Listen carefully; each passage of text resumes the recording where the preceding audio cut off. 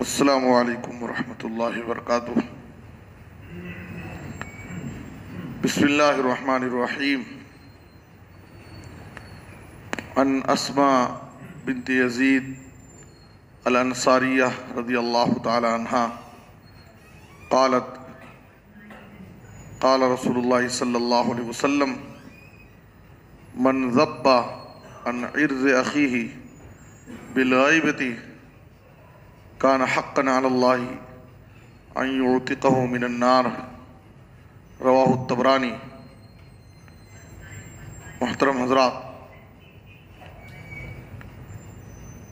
غائبانہ طور پر ہم اپنے مسلمان بھائی کی مدد کیسے کریں؟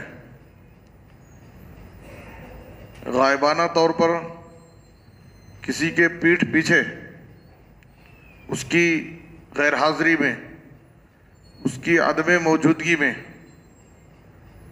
اگر کوئی شخص اپنے کسی مسلمان بھائی کی مدد کرتا ہے تو اللہ تعالیٰ دنیا اور آخرت میں اس کی مدد کرے گا، مدد کرنے والے کی۔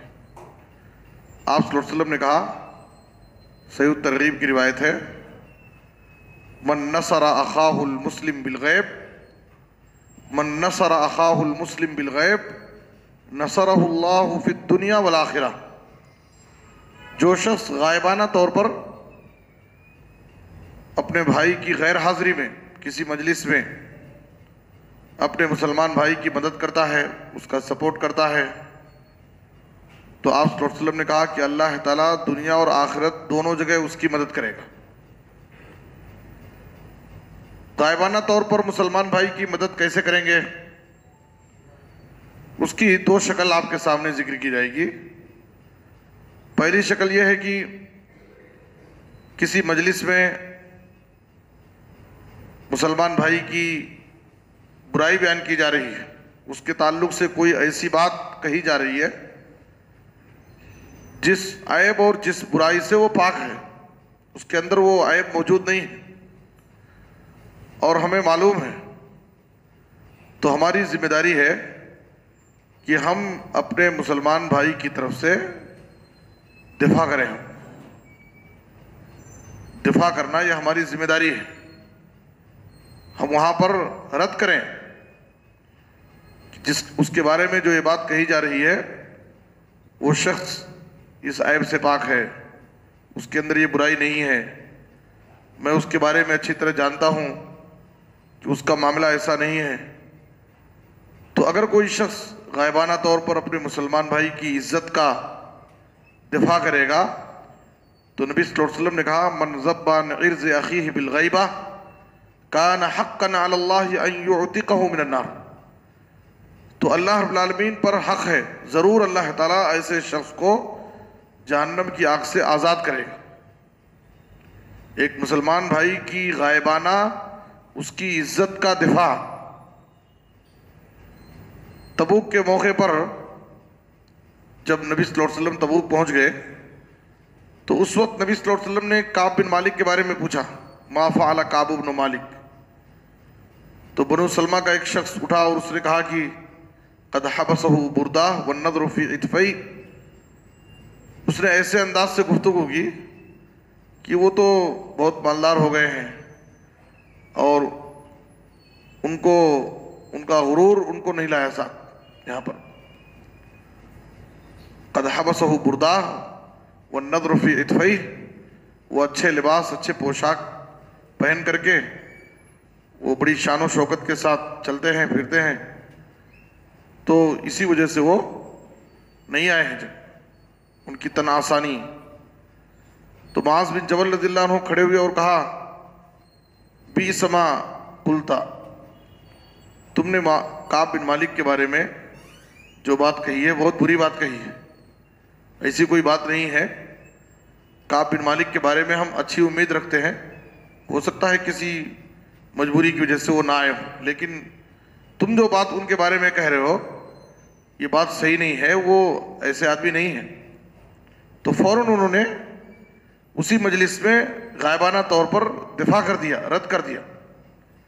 یہ ایک بہت بڑی ذمہ داری ہے۔ اس سے فائدہ یہ ہوگا کہ ایک تو مسلمان بھائی کی عزت کا دفاع ہوگا، دوسرے مسلمان بھائی کی عزت پر حملہ کرنے والے کی حوصلہ شکنی ہوگی، دوبارہ وہ کسی مجلس میں کسی کی برائی بیان کرنے سے بہت سوچے گا، سوچ کر کے کرے کہ اگر میں یہاں پر کسی کی برائی بیان کروں گا تو پھر کوئی دفاع کرے گا تو میں لوگوں میں بدنام ہو جاؤں گا کہ یہ شخص جھوٹ میں لوگوں کی برائی بیان کرتا ہے، بے عزتی کرتا ہے، لوگوں کی عزت اچھالتا ہے، تو اس کی حوصلہ شکنی ہوگی اور ایک مسلمان بھائی کی عزت کا دفاع ہوگا، وہ الزامات سے اور برائیوں سے پاک صاف ہوگا۔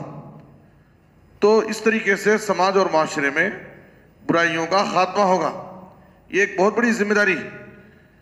ہمارا معاملہ یہ ہے کہ ہم کسی مجلس میں رہتے ہیں اور وہاں پر اگر کسی کی برائی بیان کی جا رہی ہے، کسی پر تبصرے ہو رہے ہیں، تو دفاع کرنے کے بجائے ہم اس میں اور شریک ہو جاتے ہیں، باقاعدہ ہم بھی اس میں حصے دار بن جاتے ہیں اور اس میں لقمے دے دے کر کے اور مجلس کو گرماتے ہیں۔ جو باتیں وہ چھوڑ دیتا ہے یا بھول جاتا ہے یا کچھ اختصار کے ساتھ بولتا ہے تو ہم اس کو مزید تفصیل کے ساتھ اس کو بیان کر کے مجلس کو پورا اچھا گرما دیتے ہیں اور اس کو اس مجلس کا ایک بڑا موضوع بنا دیں گے۔ یہ اچھی بات نہیں ہے۔ ایک مسلمان کی ذمہ داری یہ ہے کہ کسی کے بارے میں کچھ بری بات کہی جا رہی ہے، اس کے تعلق سے غلط تبصرے ہو رہے ہیں، تو ہماری اخلاقی ذمہ داری یہ ہے کہ وہ ہمارا مسلمان بھائی ہے، ہم اس کی عزت کا دفاع کریں اور اس طریقے سے ایک مسلمان کی عزت دوسرے مسلمان پر حرام ہے۔ کل المسلم علی المسلم حرام دمہ ومالہ وعرضہ۔ غلط طریقے سے کسی کی بے عزتی کرنا اور اس پر جھوٹے الزامات لگانا، اس کی عزت سے کھیلنا، یہ اچھی چیز نہیں ہے۔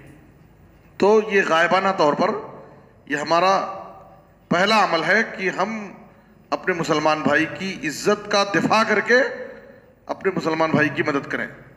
دوسری شکل یہ ہے کہ غائبانہ طور پر اپنے مسلمان بھائی کے حق میں دعا کریں، چاہے وہ اپنے دوست و احباب ہیں، رشتہ دار ہیں، اپنے مسلیان ہیں، ہمارے پڑوسی ہیں، خاندان کے لوگ ہیں، ہم اپنی دعاؤں میں اپنے مسلمان بھائیوں کے حق میں دعائیں کریں۔ نبی صلی اللہ علیہ وسلم نے کہا دعوت المرء المسلم لأخیہ مستجابۃ۔ جب ایک آدمی اپنے مسلمان بھائی کے حق میں غائبانہ طور پر اس کی غیر حاضری میں ہم یہاں بیٹھے ہیں اور اپنے کسی بھائی کے لیے دعا کر رہے ہیں تو آپ صلی اللہ علیہ وسلم نے کہا کہ ایسی دعا ضرور قبول ہوتی ہے۔ ان دراسہ ملک موکل، اس کے سرہانے ایک فرشتہ مقرر ہوتا ہے۔ کلما دعا لأخیہ بخیر قال الملک الموکل بہ آمین۔ جب بھی ہم غائبانہ طور پر غیر حاضری میں اپنے کسی مسلمان بھائی کے لیے کسی بھی خیر اور بھلائی کی کوئی اچھی دعا کریں گے تو مقرر فرشتہ اس دعا پر آمین کہے گا۔ وہ مقرر فرشتہ اس دعا پر آمین کہے گا اور وہ ہمارے لیے دعا کرے گا۔ وَلَكَ بِمِثْلٍ، جو تم اپنے بھائی کے لیے دعا کر رہے ہو اللہ تعالیٰ تم کو بھی وہی چیز دے۔ ہم اپنے کسی مسلمان بھائی کے لیے، رشتہ دار کے لیے، کسی دوست کے لیے، کسی مصلی کے لیے اگر ہم دعا کرتے ہیں کہ اللہ تعالیٰ اس کو صحت و عافیت عطا فرمائے، اس کے آپریشن میں کامیابی عطا فرمائے، اس کو شفاء عاجل کامل عطا فرمائے، بیماری سے اللہ اس کو نجات دے، اس کی مصیبت سے اس کو حفاظت فرمائے، اس کے قرض کو اللہ تعالیٰ ادا کر دے، تو وہ فرشتہ اس دعا پر آمین کہے گا اور کہے گا کہ اللہ تعالیٰ اس بندے کو بھی صحت و عافیت عطا فرما، اس بندے کی اس روزی میں اللہ برکت عطا فرما، اے اللہ اس بندے کو تو بیماریوں سے بچا، اے اللہ اس بندے کو مصائب و مشکلات سے آزادی عطا فرما۔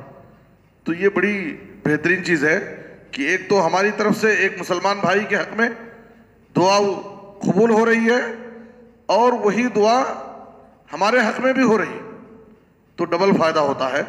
تو اس لیے یہ ہماری ذمہ داری ہے کہ ہم اپنی دعاؤں میں اپنے دوسرے مسلمان بھائیوں کو بھی شامل کریں۔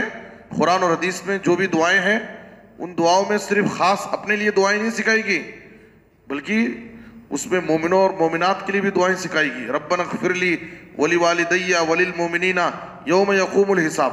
ابراہیم علیہ السلام نے دعا کی، اے ہمارے رب تو ہمیں معاف کر دے اور ہمارے والدین کو معاف کر دے اور تمام مومنوں کو معاف کر۔ تو تمام اہل ایمان کے حق میں ان کی مغفرت کی دعا ہے۔ اسی طریقے سے قرآن اور حدیث کی جو بھی دعائیں ہیں، دعاؤں میں صرف خاص اپنے لیے دعا نہیں سکھائے گی، بلکہ ہم اپنے ساتھ دوسرے مسلمان بھائیوں کے حق میں بھی دعائیں کریں۔ تو یہ غائبانہ طور پر غیر حاضری میں اپنے مسلمان بھائی کی مدد کی دو شکل ہے۔ پہلی شکل یہ ہے کہ اپنے مسلمان بھائی کی عزت کا دفاع کریں، اور دوسری چیز یہ ہے کہ اپنے مسلمان بھائی کے لیے اس کی غیر حاضری میں بھی ہم یہاں رہتے ہوئے اس کے لیے، اس کی مغفرت کے لیے اور اس کے حق میں دو بھی دعائیں خیر کریں۔ تو یہ دعا اس کے لیے بھی ہوگی اور وہ دعا ہمارے لیے بھی ہوگی۔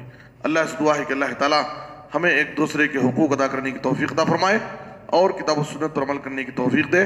آمین۔ صلی اللہ علیہ نبینا محمد و آلہ و صحبہ اجمعین۔